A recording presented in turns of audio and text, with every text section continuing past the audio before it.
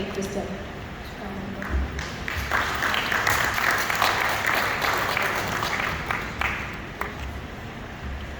Everyone, if I could just make a brief announcement and ask you all to please be mindful of everyone in the room so that you can hear and keep your conversations to, well, don't have a conversation now while people are presenting so that everyone can hear. Because I hear in the back of the room it can be a little bit fuzzy, so if there's additional noise, then it makes it difficult for everyone to hear. So if you could please be mindful of your fellow fellows and keep your conversations to a minimum, taking them in the hallway.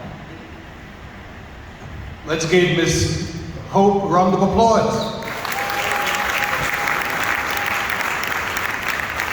And the reason we're doing that is because what she said to us is, we're here at the university, we're engaged in an education mission, and so there needs to be quiet in class. Good morning, class. My name's Gabriel Christian. 40 years ago, I came to Howard University, but I didn't study here. My brother was at medical school here. So, Howard was a little more expensive, so I went to the city university, the University of the District of Columbia. Let's hear it for the University of the District of Columbia. And it was at the University of the District of Columbia that I became chairman the DC Student Coalition Against Racism and Apartheid.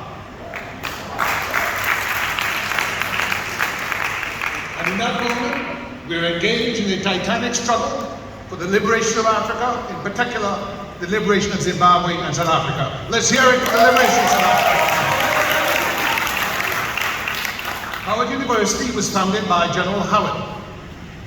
General Howard was a white Union general who lost his right arm in the battle to end slavery. So this university was founded by someone who was engaged in an African liberation struggle. Let's hear it for General Howard, brothers and sisters. Oftentimes, when we look at the United States, we recognize that there are huge problems in the United States. Of racism, of sexism, of class oppression, of an oligarchy that sometimes is not like Andrew Carnegie, who invested millions of his dollars into libraries to educate Americans. But there's another side to America. And that's the side that brings hope to all mankind. Because what has happened in America over these years, when Africans were enslaved to enrich this country and the West, is that people from Africa who are white, from Europe, who are Jewish, who are Asian, who are Native American, were able to work together. Let's hear it for those who've been able to work together. I just want to thank the Rowland Center, Ms. Hope. I want to thank the Dean, Dean Patterson, for his outstanding service. I want to thank my sister, Jeanine Scott. Let's thank them both for their great presentation. And let's not forget our host. She's done a marvelous job this year for Kenya, brothers and sisters. Sister June. I placed on to your left, my left, and your right, a PowerPoint that shows the connection. African development, law, leadership, science, and technology, the US connection. I'm a lawyer, but I'm very dedicated to my duty as a person of African descent. Born on a small island in the Caribbean, which was a British colony, like the United States was, which is why I speak English. We know that Africa was conquered because when the colonists came, their level of scientific and technological development was superior. What does that mean? It means that each and every one of you, working with your allies here in the United States, who are black and who are white and who are Native American, who are Jewish, who are all ethnic origins, working together within a framework of democracy and rule of law. You can find ways to partner with HBCUs, that is historically black colleges and universities, and other universities to build a better Africa. What do I have up here? There's a gentleman. How many people have ever heard of John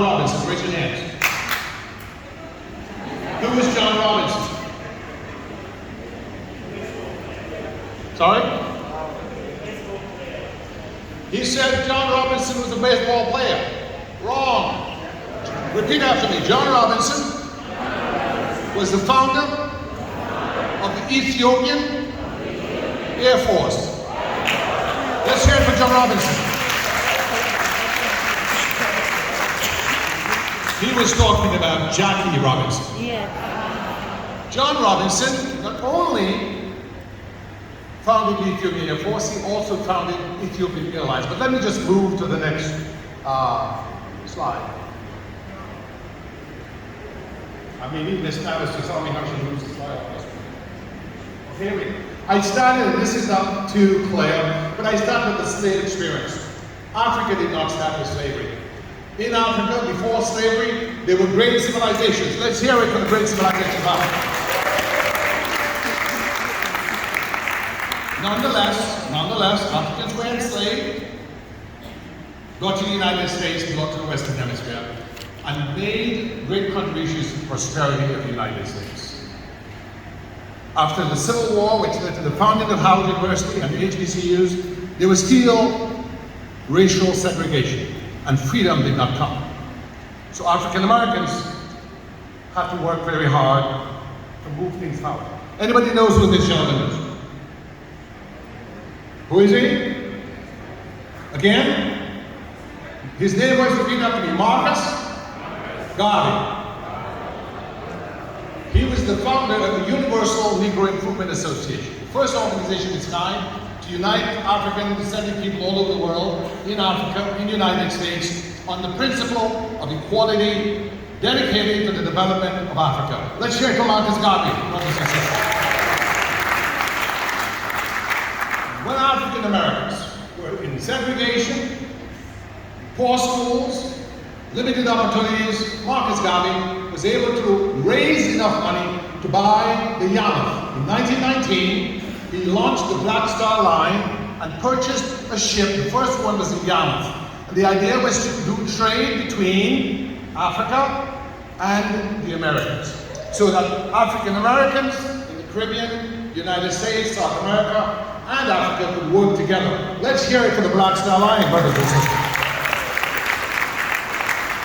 So I want to ask every one of you, which one of you, when you go home, will sit with your government and say to them, let's revive the Black Star Line. Let's hear you say that we will revive the Black Star Line. Colonel John Robinson was the father of Ethiopian Airlines. He was born in Florida on November 26, 1903, and died in Ethiopia on March 27, 1954. He was doing what he loved, helping to develop Africa. And today at the Ethiopian Airlines Academy in Ethiopia, there is a statue to him, and at the U.S. Embassy in Ethiopia, there is the John Robinson Center. Let's hear it again for John Robinson, brothers and sisters. Howard University President Mordecai Johnson escorts His Imperial Majesty Haile Selassie, Emperor of Ethiopia, in a special convocation during which the Emperor received the honorary degree of Doctor of Law May 28, 1954, right here at Howard University. Let's hear it for the Emperor Haile Selassie. The reason this is important, brothers and sisters, is that each and every one of you can be a nation builder. Each and every one of you can be like Dean Patterson or like Gillian Scott. Each and every one of you, when you become the president of your country, can come here to the United States and build partnerships like he did. So, I want to let you know, go into your computers when you're down on your phones. Emperor Selassie was the first president we know to have started a university in his presidential palace, the Emperor Haile Selassie University. How many presidents in Africa today do that? Let's make a change, and let's focus on the education mission. Ethiopian Airlines today, in 2022, has 220 aircraft, many of them built by Boeing. It's the largest airline in Africa. Let's hear it for Ethiopian Airlines. The importance of Ethiopian Airlines is that it shows what we can do when we work together. It shows what we can do when we connect with each other. If John Robinson would have said in 1935, oh, I'm an African American. I'm not going to go over there to Africa. Let them do what they do. No, he assumed the degree of social responsibility. He did not want Africa to be destroyed, Ethiopia to be conquered, and he stood up. And it's up to each and every one of you when you go back home to do the same thing in your schools, in your communities, to share your knowledge, to build business, and to partner with the United States. Who's this gentleman? Nelson Mandela.